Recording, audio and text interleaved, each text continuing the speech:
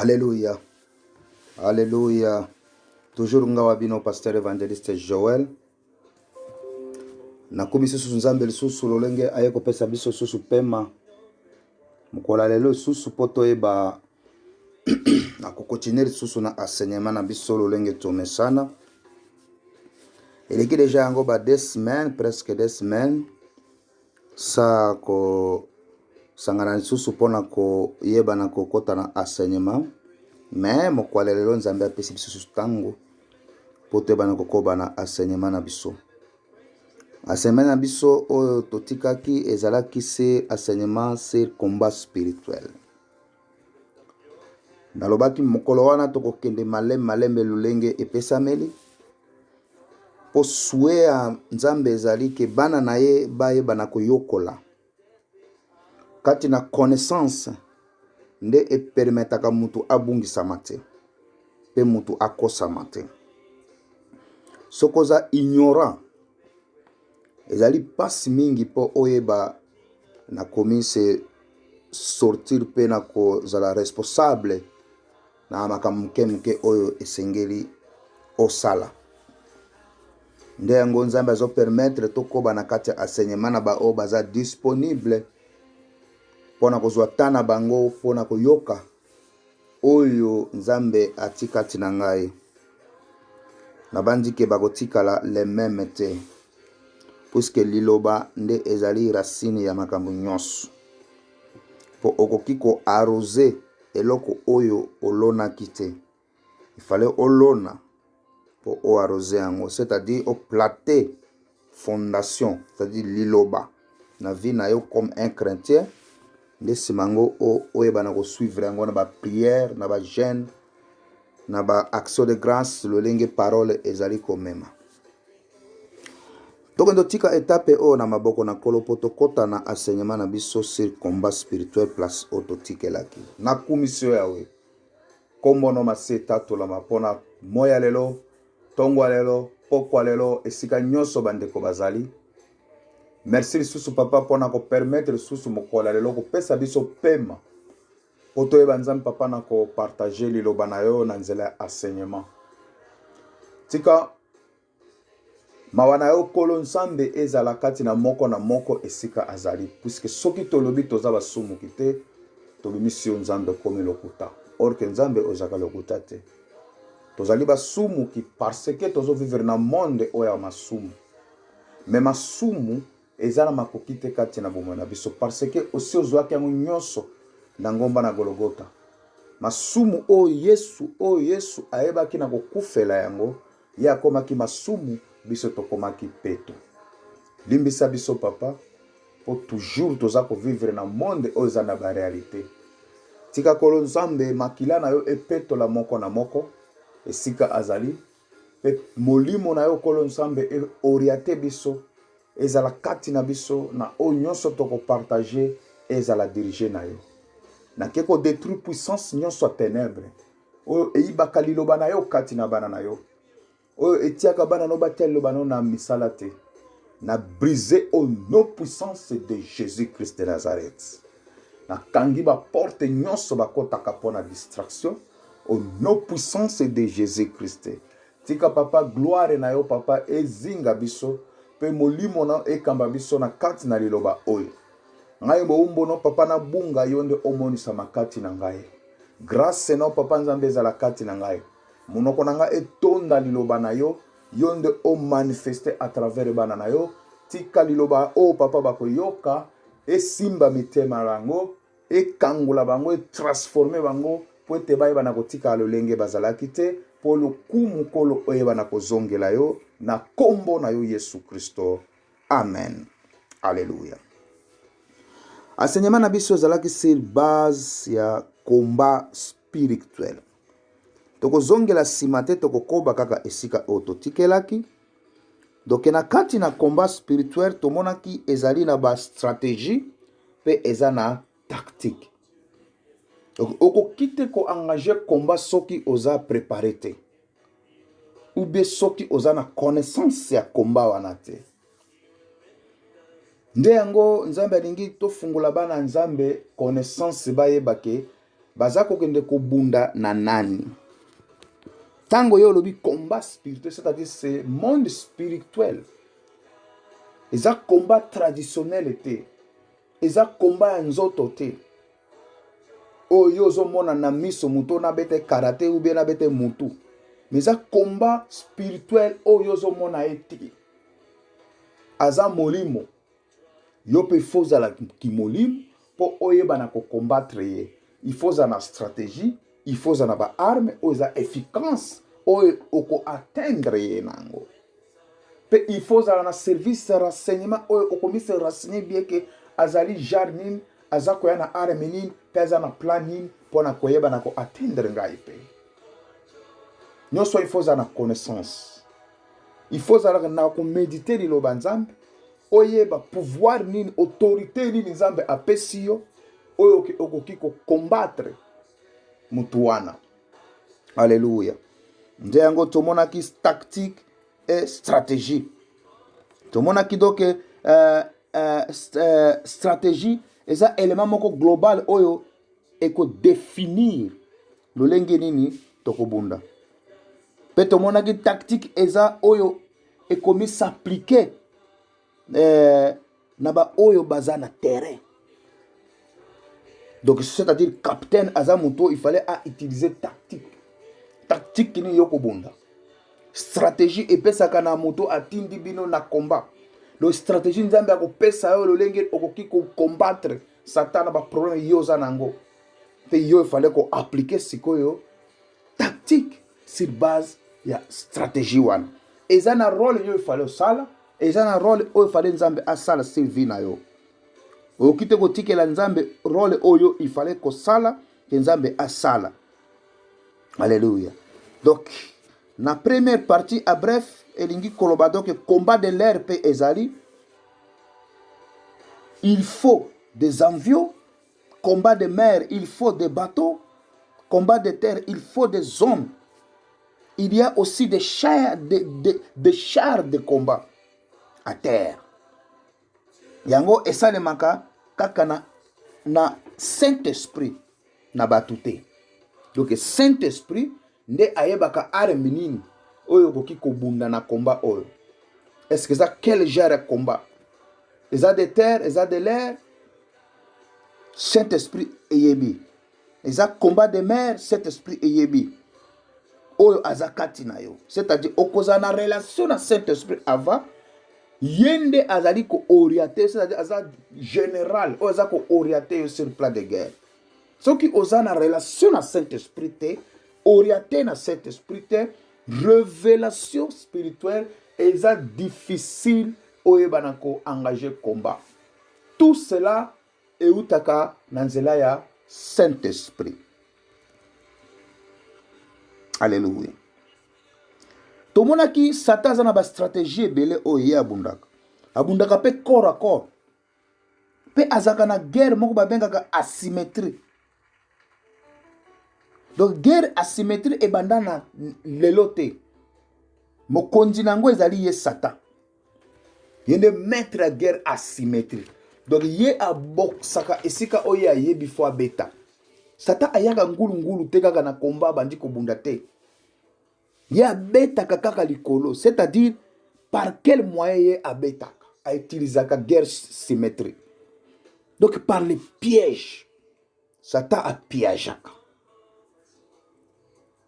Pour y avoir un service de renseignement efficace, a commis se renseigner sur yo, a colandela yo, a suivre malem pour aïba ko piéger yo et si kani a ko piéger yo par les ruses, les séductions. Oizali ba arme oye a utilisaka. Siko yo olingi ko bunda pe o gagner combat spirituel. Attaque oyebi ennemi na yo te. Est-ce que okolonga? Donc ennemi na yo aza esprit invisible. Lokola ozolinga ko bunda na ye aza esprit, yo oza naturel. Ozo vivre na ba biloko oyo ya komona na miso. O eza dirigé na 5 sens na yo. Oza dirigé par l'assentiment, pensée humaine, volonté na yo moko, émotion, connaissance na yo, ozo kamba mandenge wana. Oza naturel. Jamais oko gagner combat wana. Satan a utilisé accusation. Akoki ko lambela yo kaka makambo moko boye ya lokuta oyo olingaka te ba accuser yo na yango po ayebi ozalaka charnel okoyindisa po oza charnel ozalaka brutal ozalaka émotionnel ozalaka sentimentaire okoluka défense okoluka o défendre okoluka ba réseau okoyindisa wana siko asali nini aziporte pe alongi yo tu es vécu mosusu pe a utilisaka diffamation esika akozwela yo pe azalaka na arme na ye esika wana donc wana ezalaki na première partie ndambo wana kolakisa bino image po tokota na deuxième partie na biso mokola lelo na kati na deuxième partie tokokoba na élément oyo eza koloba biso quelle est sa position du combat de Satan et ses démons. Quelle est sa position du combat de Satan et de ses démons. Na deuxième partie tokobandela wana. Donc Satan il occupe les terres. Il est dans l'air. Puisqu'il est le prince de l'air. Les démons assignaient à chaque personne sur la terre. Pour empêcher yo o avasete. Pe ozoloba nazana bitumba ya molimo. Obosani ki aza prince de l'air. A occupa terre.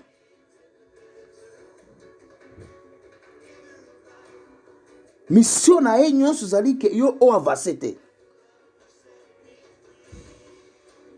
Nde yango bato bazo créer ba problème na vie na bango sa koyeba. Manque ya connaissance. Oko créer problème na vie na yo.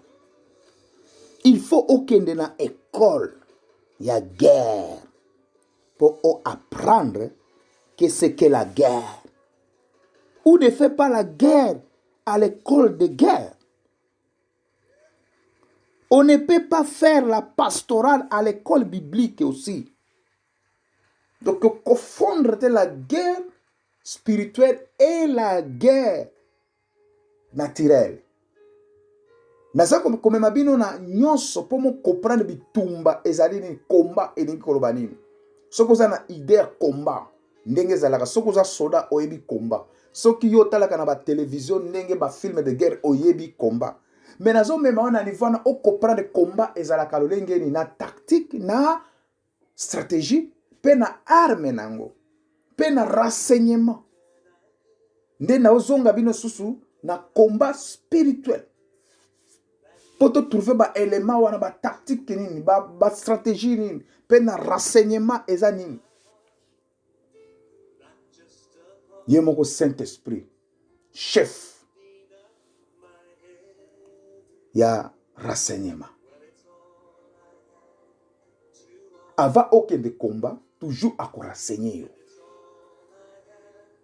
Il est tout. Ce qui a confirmé, c'est-à-dire ok, kolonga bitumba wana. Poyende ami se renseignac. Alléluia. Donc il est là. Oh, il y a une grande armée du monde. Bazo sala école de guerre. Ndenge moko pe okoki ko kende na école biblique. Parce que bango ba kende na école de guerre. Okoki ko sala général kaka bongo te parce que yo ebiebe kobeta armée ozali na makonjo ba physique général. Non, lokola biso ba général na biso na ba komune zala mwana kaj pas général. Libumwe vimba kaka muto zala munene kaka forme générale. Peso ki batibino mokima 100 mètres boba pema. Ako kana yete. Mais grand combo général. pour oser la générale, il faut la former na école, il faut physique, pour eza combat. Alléluia. Toza na école, na enseignement, tozokende malembe, lolenge tokendeke. Mais les ennemis ont développé des guerres asymétriques. Oyokola ki te na école biblique, oyokola ki pe yango na école de guerre te. Nde lelo toza na ba problème. Okoke na école biblique, mais oyokola te la guerre symétrique.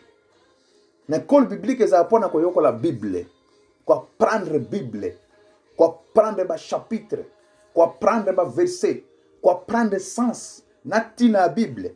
Ko apprendre histoire biblique e bandaki ndenge nini e komaki ndenge nini asalaki nini po akoma boy po akende boy ezalaki ndenge nini azalaki nani. Histoire biblique en général. Qu'est-ce que la Bible? Bible ezana sens boni, ezana page boni. Bible ezali Bible ezali soke mbeli ya mino mibale nini nini ko mbeli ya mino mibale esalaka nini te. Pe Bible egoki ko tourner yo malédiction. Pe egoki ko tourner yo bénédiction. Na lolenge nini. Donc école biblique yango wana. Zala na Bible. Po yango ndezali source, fondement, fondation ya vie na yo. Yango ndezali clé ya bokonzalola. Oki ko ba fermer Bible, o ba no prier kaka ba jeune prière. Ego simba te. Ba priaka na sur base ya parole. Siko esika ni yo koloba il est écrit. Ou be Dieu a dit na kati ya prière na yo. Na kati ya prière il fallait ebima il est écrit. Ou be Dieu a dit. C'est la parole de Dieu. Po nzambe aloba eloko esalema a prier la ki yango te. Na prière na jenende eloko esalema te. Nzambe aloba ki liloba. Makambo esalemi. Il faut prier sur base de parole. Netina ya cours biblique. C'est important. Un chrétien va enseigner. Yo ko na cours biblique était pour yo zolinga yo la pasteur docteur évangéliste. Non. Cours biblique c'est pour na chrétien nyonso. Pour azala enseigner. To tanga na bato mususu oyo ke azana epe na ministère mon côté ata do mon côté. Mais pour connaître la Bible, pour ba mema gauche droite te, pour ba zwa moi verset mon côté ba lati saye ba eba nako pied yete, pour ba filtrer baza belé na monde de la Bible. Alléluia. Avec cet esprit, on cause la soutenir, on cause la orienter, pour un chef ya renseignement. Donc Satan aza ko utiliser corps à corps. Mutu oyo aza donc azalaka pembeni na yo pe oyebi ete or que aza munguna na yo. Satan a utilisé corps pe or que aza munguna na yo. Soki oza na service à renseignement efficacité. Soki oza dans la présence de Dieu te. Soki oza na Saint-Esprit oza ko révéler yo te makambo. Okende bitumbango lelenge nini. Ozoke ndo créer ba problème na vie na yo. Tozoke ndo bunda bitumba molimu. Ozo créer problème na vie na yo. Il fallait ozala na connaissance avant que ça l'éloko. Donc na cours biblique oyokola ki yango te. Okoyokola nyonso wana na école du Saint-Esprit. Okoyokola ngo nyonso na école du Saint-Esprit. Babiloko nyonso yokoyokola ngo na cours biblique te. Guerre asymétrie. Na école du Saint-Esprit. Nde okoyokola guerre asymétrie. Alléluia. Alléluia. Toza na école biblique, na école du Saint-Esprit. Eza école biblique na école du Saint-Esprit. Oki kozala okenda na école biblique, mais oza na Saint-Esprit te. Ndelo ngana lobi ba mingi babenga mate bapona mate me ba yokola Bible batanga Bible. Toujours tozaka appelé par le Saint-Esprit. Oki kobenga mate sans Saint-Esprit kobenga yo, il faut esprit de Dieu nde abenga ka muntu. Po osalela ye. Siko nzambe akoki kobenga yo, aleki na école biblique, mais okoleka pe na école ya Saint-Esprit. Alléluia. École ya Saint-Esprit amatisaka bato na ba niveau.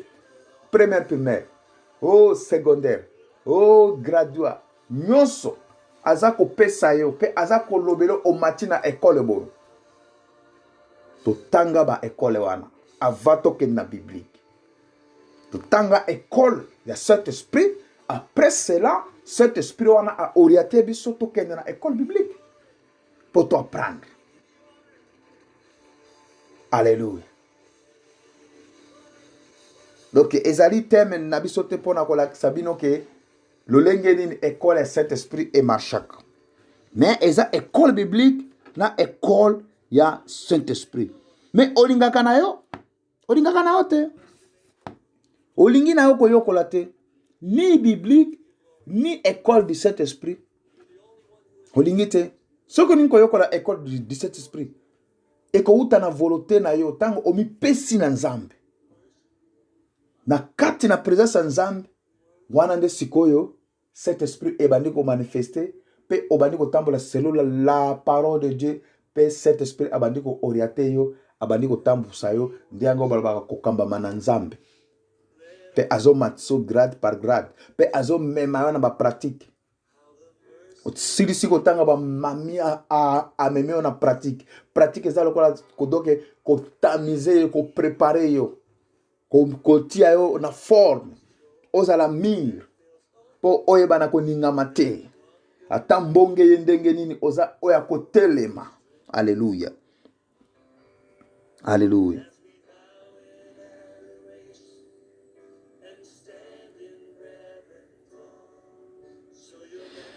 Donc il va former ka mutu pona koyeba Bible.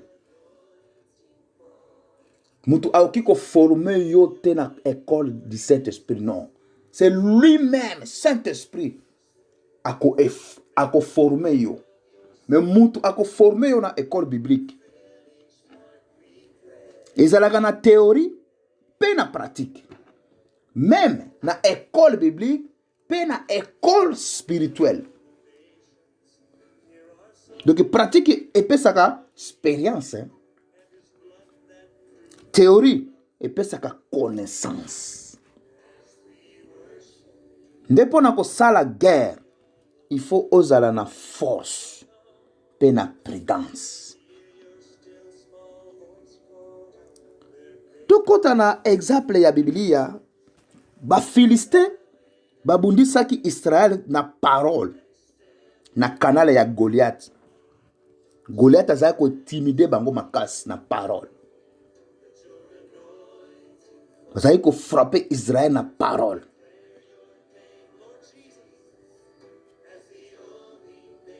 Siko na Israël ezalaki prophète Isaïe. A consultaki kolo. Nzambe apesaki parole ya ko paralyser ba Philistin. Donc c'est-à-dire guerre à parole et kendeke na parole. Nde yango bitumba ya maloba toujours ekendeke na maloba. Ya acte ekende pe na action. Soki oyebi nyonso wana te okozala vécu. Tiko na évangile ya Luc elobi soki olingi kosala bitumba il faut t'asseoir. Examiner monguna na yo. Na yo moko omi se examiner.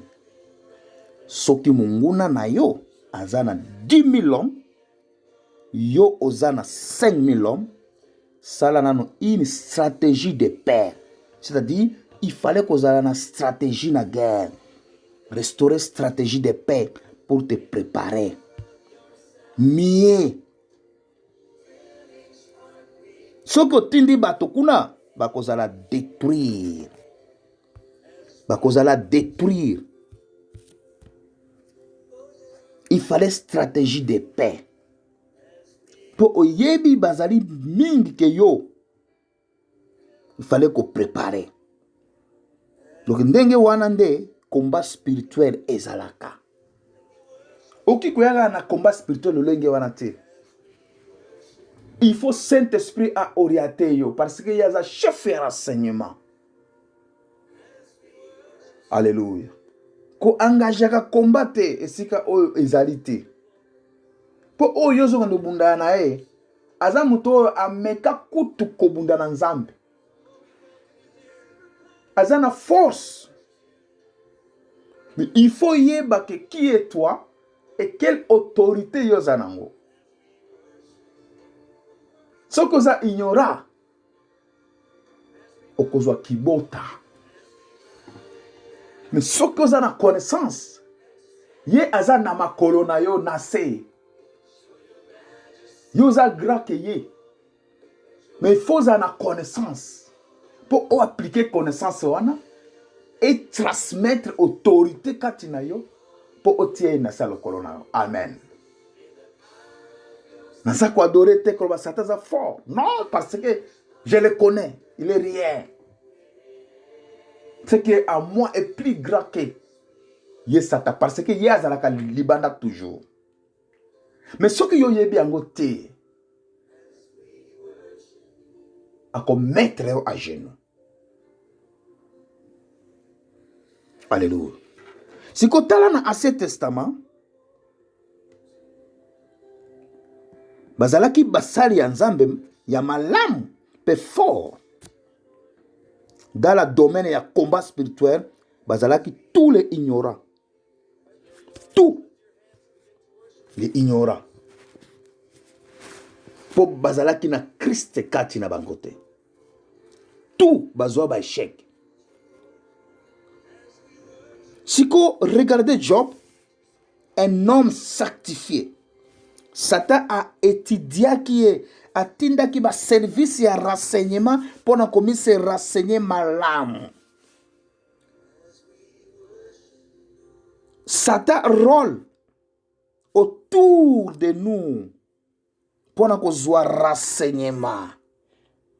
Tango ami se renseigner malamu nde ako attaquer. Et sika o faiblesse ezali. Nde Satan azalaka moyibi toujours. Puisque moyibi ako avertir yo te. Pe ava aiba a examinaka. Ako examiner nano ndako. Ako ya ndenge wana te. Ako mise renseigner malamu. Aiba ba position ako kotela. Ako examiner ndako na yo. Po ayeba na nzela nini akokota na kati. De Job azalaki sanctifié. Akanisaki asukisi. Nde okoki te ko base église kaka na sanctification sans révélation na l'autre chose okozala veki. Sanctification c'est bien. Mais il fallait révélation. Révélation, c'est-à-dire service à renseignement. Pour na komona. Il faut miso. Mais au basé église la sanctification, sans révélation, sans l'autre chose. On va la vécu. Bako détruire église wa. Po ezana bana muso nzambe belé bazana kati na ba mangomba. Mais baza ya kokufa. Mokambi azo mona eloko te. To sambela kaka si la foi banini. Mais bana baza attaqué. Ba brebis baza attaqué. Bazo souffrir ba malade. Ba problème. Bango bati kondima bango epai ya mokambi wana. Or que mokambi pe aveugle. Bible ezolo ba aveugle mi bale ba ki kokamba mate. Bango nyonso ba kominguta kati na libulu wo. Parce que révélation est athée. Tous les jours, Satan a landé la famille à Job. po azwa kaka elema oyo akopresente yango liboso ya Nzambe tous les jours. Akolemba te nde yango nazobenga renseignement. Satan ayebi biso nyonso pe ayebi tomisa puyaka sur base intérêt nini. Po intérêt oyo ozalaka nango na église wana nde esalaka yo ozalaka wana. Po Nzambe asalelaki yo bikamwa moko nde etiaka konzeba moko yo ozala wana. Mais oza ignorant. Satan ayebi. Ayebi. Jour akosimba intérêt na yo wana nde mokolo okomodire Nzambe. Oza kaka na église wana, alléluia, Nzambe aza monene po asaleli yo oyo yo olingaki ya. Mais ozobosa ne faut kutuna nini Nzambe alingi pona yo. Yo zui ya yote. Para Nzambe za wapi. Sikona kati na révélation de okoyeba. Pourquoi Nzambe asaleli yo? Ke yo za spécial ke batu mosusu. Te. Batu nyoso baza bana Nzambe. Mais pourquoi kaka yo Nzambe asaleli yo? Intérêt Nzambe za nini? Écoute kati na renseignement. C'est-à-dire révélation.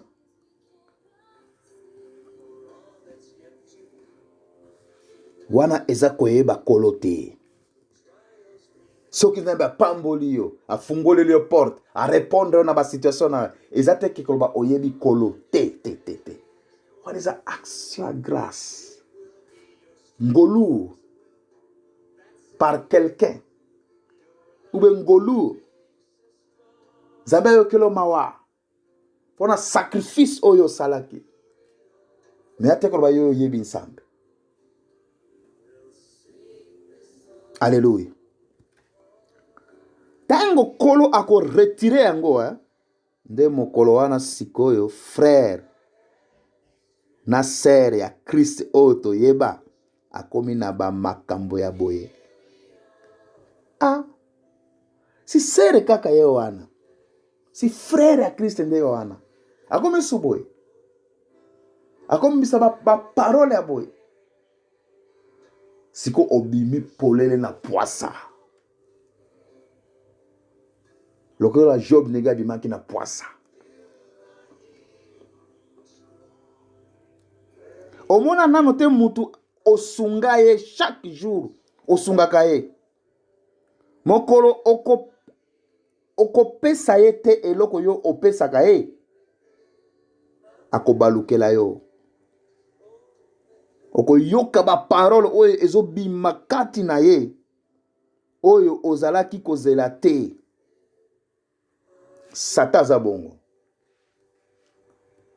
Eza lokola ke mutu na ye ba effacer mémoire wana nyonso oyo osalela ye. Akobalukela yo, okoyoka ba parole. Oko regretter lo Nzambe tana nga na passé pona ko kipe mutu oyo. C'est-à-dire ekika na mai boy. Azo yeba susu te eloko yo salela ye. Po oye azo linga na tawana azu yango te. Nde Bible zoloba. Muto aza kotela mutu elikia. Aza maudit. Po mutu wana akozanga pe. Akokufa pe. Akozana ba circonstance pe. Tawana yoko sala nene. Omi se confie à Dieu, pas à l'homme. Satan zaka bongo. Satan balukaka. Akobosa na ke yo osalela ki. Akobosa na ke omi pesa ki pona ye. Asenga ki yo ba sacrifice na banzela oyo kota ki. Pona ko zo bomengo bozui. Ba pacte osale na ye. Omi se sacrifier. O pesi nyonso alingaka. O bumi bandeko na yo. O tikali yo moko. Mais jour yako senga na ya yebi yo za yo moko ezate. Abalukeli yo. Asirisi yo. Alléluia. Satan, il est méchant. Alléluia. Et là, comment Job ayeba ki kaka kozala sanctifié. na makila ya bapate. Protéger ndako na ye, famille na ye kaka, c'est le loi ya Abraham. Nde ayebaki. Azalaki ignorant. Or que Satan aza koronde. Azoluka moyen nini akokotela. Aitilizaka arme moko kaka Satan. Donc aitilizaki arme wana na Job. Père. La père bobangi. Tango piaka nyati ye, tout est fermé. Alengi, Satan lobi awanga na zuye. Nde ayebi oza sanctifié, mais ba circonstance oyo oza nango elati si yo bobangi kati na yo.